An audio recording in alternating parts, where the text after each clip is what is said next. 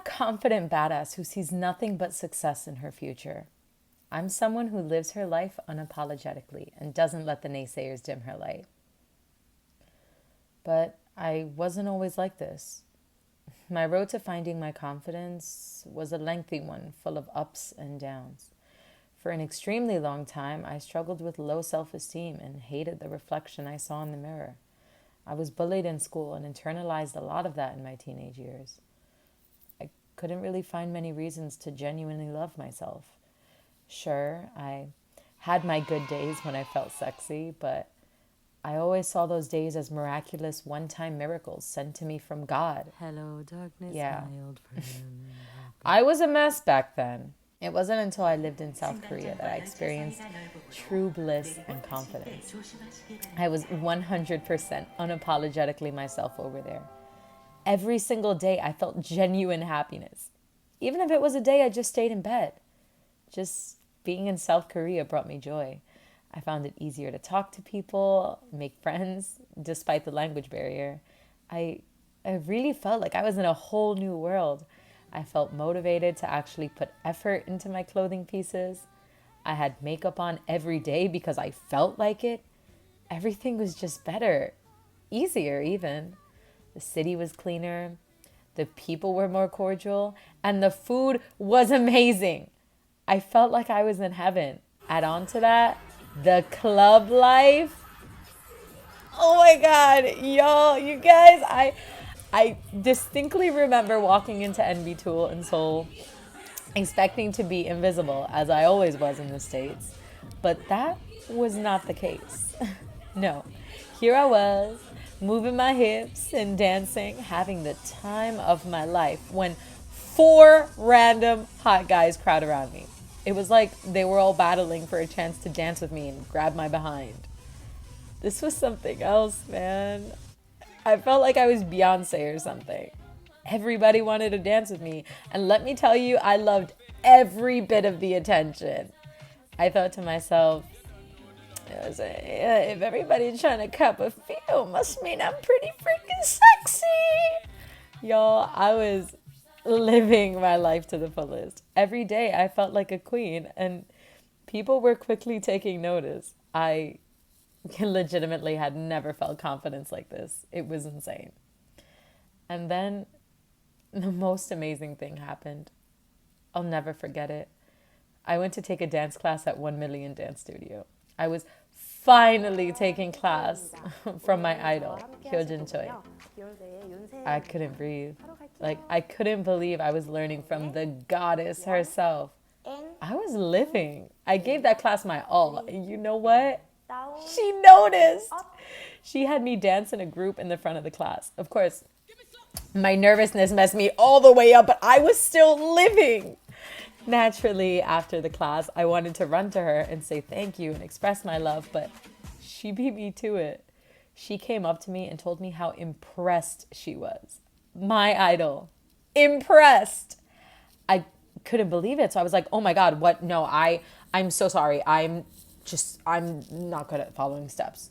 And she put her hand on my shoulder and she said, steps can be perfected, but energy and passion can't. You dance with your heart, and that's beautiful. So just keep practicing because you got it. I was in shock. I just threw my arms around her and hugged her tight. Hyojin gave me the confidence to continue dancing. She gave me the confidence to call myself a dancer. She changed my whole life. She rewired my perspective with just one sentence. Then I returned to the States. And the adjustment was hard. That natural beaming confidence slowly faded away. But hey, at least I was confident in my dance skills, and at least I was confident enough to launch a YouTube channel based almost primarily on my dancing. Even though my confidence wasn't as high as it was when I lived in Korea, something was definitely different. I think living in South Korea leveled me up. Before Korea, I pretty much had no idea where to get confidence from, but after, I knew that dancing always made me confident. I'd moved up to the next level of understanding self-worth. I purposefully began doing things that I knew would replicate the feeling that dance brings me. In other words, I was relying on outside forces to make me confident. The confidence wasn't really coming from within. This meant that if I didn't have access to the lifestyle I wanted/needed, I was in despair. And that brings me to Ireland. I decided to study abroad in Ireland in hopes of replicating my amazing experience in South Korea. I figured if the South Koreans welcomed me, a non-Korean, with such open arms, then the Irish should love me even more. I mean, I'm 25% Irish. You know what I mean? But that's not what happened. They didn't see it like that. A majority of the people there weren't taking my background seriously. They saw me only as American, and that pissed me off. Add to that a combo of serious seasonal depression and extremely cold weather. I thought I was no good for anyone. I ended up trapping myself in this bubble. The constant negativity I was bringing myself led me to suffer through dozens of colds, ear infections, and eventually a dislocated jaw. And it felt like it was the end of the world. It was my lowest point. And thankfully, you can only go up from there, right? God, but I just wanted the pain to stop. I sought comfort from everywhere. Luckily, my desperation led me to meditation. It helped a lot. Sure, the pain and discomfort from my jaw didn't disappear overnight, but each meditative experience made me feel just a little better. The meditation had me asking myself big questions like, what is it you don't like about yourself? Why? It forced me to dig deep. I finally understood what it meant to experience light radiating from within. And although it wasn't happening every day, I experienced a couple of days where I felt truly happy being on my own in a completely foreign country. And then I met Ivan. Ivan and I had a class together the whole semester, but my giant bubble of depression kept me from having an actual conversation with him. Thankfully, now that bubble was gone. I had a conversation with him and he was the coolest. An Irish boy obsessed with K-pop. I mean, one in a million, let me tell you. He radiated sunshine and made it feel like life was worth living. If anything, I wanted to continue living so I could get to know him. He's pure sunshine, you know? Eventually, Ivan and I had lunch together. We must have been at that place at least 4 hours. We talked for what felt like forever. I hadn't felt so appreciated and loved in so long. How could I not feel that way with a guy like Ivan by my side? He was this ray of positivity who somehow understood me wholeheartedly. This boy drove me to like 5 different counties in Ireland just so I could go back home and say I'd seen a lot of Ireland. The whole day was a journey that was just so much needed. We listened to music. We listened to his music on the car ride, and let me tell you, the boy can sing like Lady Gaga could never. I mean, he was and continues to be a legitimate star. And whether he knows it or not, Ivan helped me find reasons that I should love myself. He changed me for the better. And he continues to do so. I mean, we're talking about a boy who's been through quite a lot. I think that's why he understood me so well. The difference is that he let his painful experiences lift him up instead of tear him down.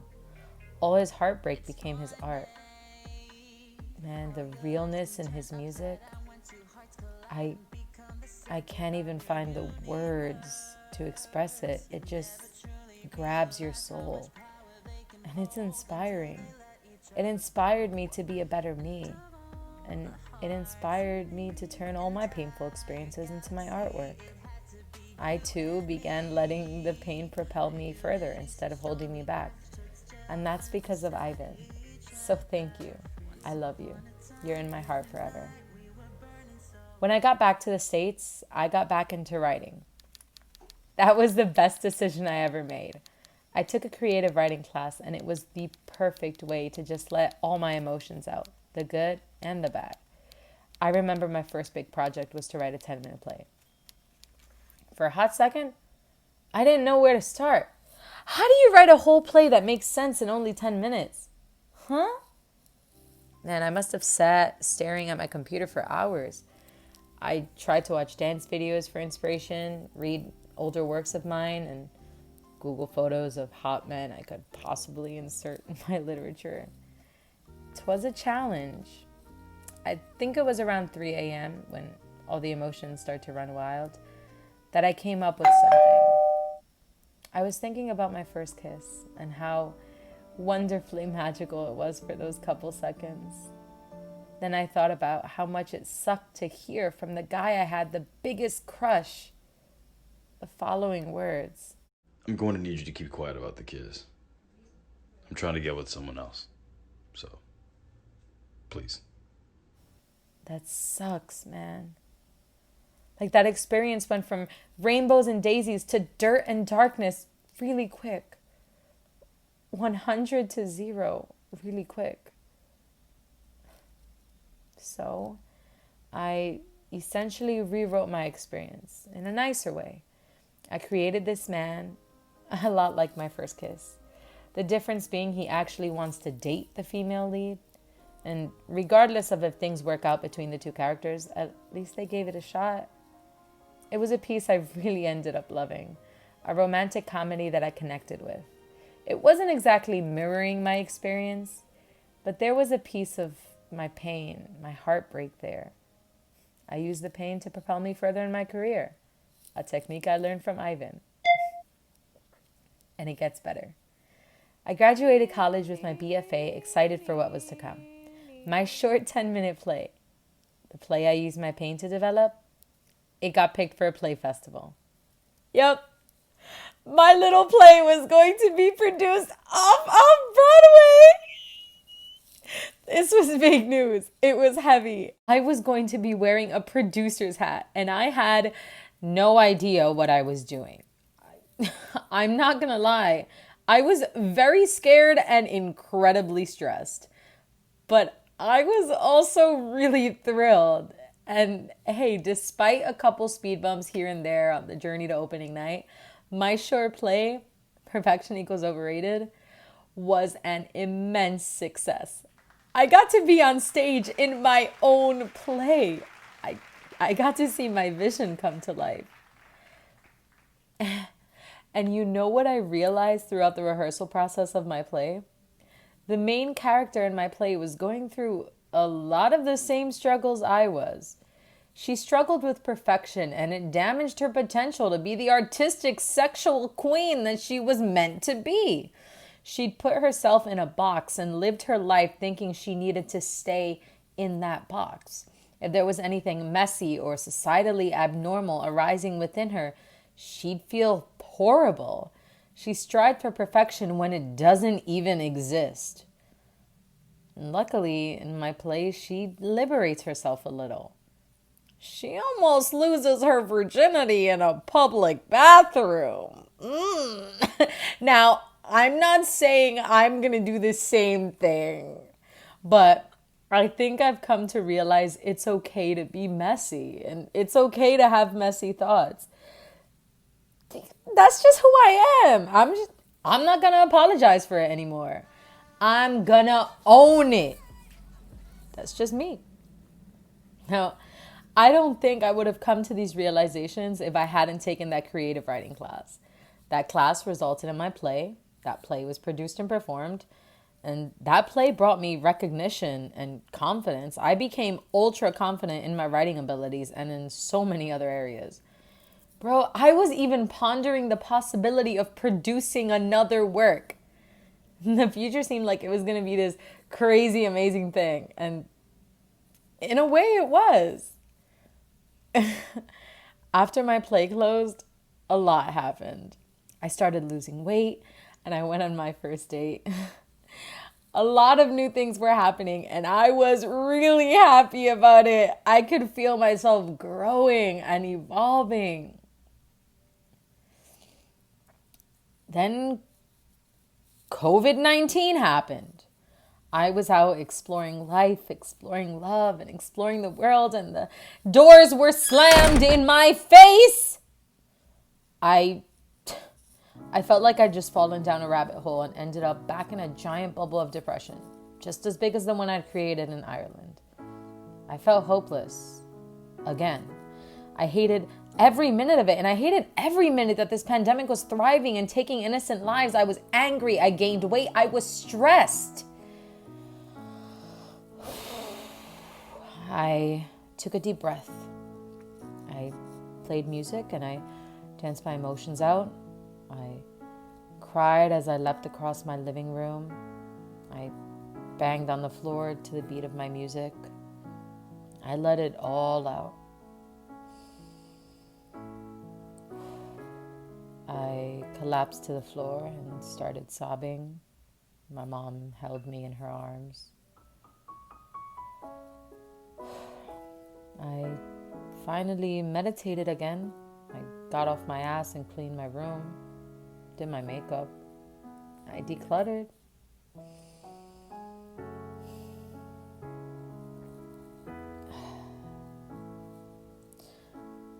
This was an adjustment, a difficult time that I would eventually get through. I took faith in that.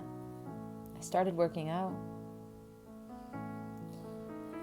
I took a deep breath. Everything was okay. Everything is okay. And COVID-19 really did a number on me. I mean, the beginning of this pandemic had me feeling hopeless, but you know what? It did give me time to think.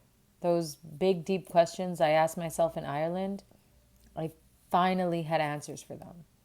The quarantine gave me time and space to think about everything. I thought about my future.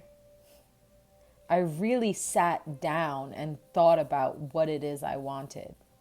And then I stopped. I looked at my goals, and instead of seeing them as these scary, unachievable things that COVID-19 would never let me accomplish, I adjusted myself. Okay? I want to reach my goal weight by the time I'm 24. That means I have to find a way to work out at home. So I did. I want to get paid for making YouTube videos. That means I should probably start uploading videos again and make sure they all take place inside my house. So I did. I want to be able to look in the mirror and love who I see. Really love her. That means I will continuously have to ask myself hard questions and force myself to do the hard work I need to do to improve. So I did. Everything I wanted to do, I did.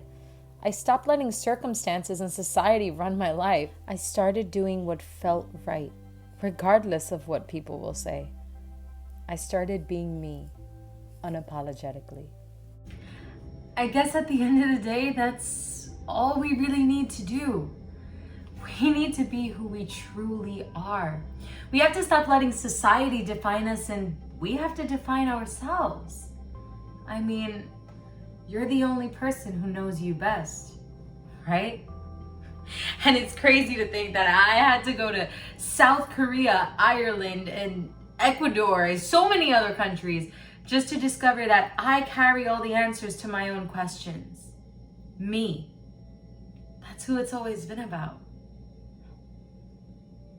And I think it's always going to be like that. We go through all these experiences and all these beautiful different locations with all these radiant, loving people just to discover that we're amazing. We go through these experiences to understand ourselves better, to realize that we're the people who create our own happiness. Yeah. So I encourage you all to go out and live your lives unapologetically. Go find yourself. Go searching for those answers. Go and discover the true beauty, marvel, wonder that your mind, body, and soul harbor. Go be you. Be you unapologetically. That's it. Kayci signing off.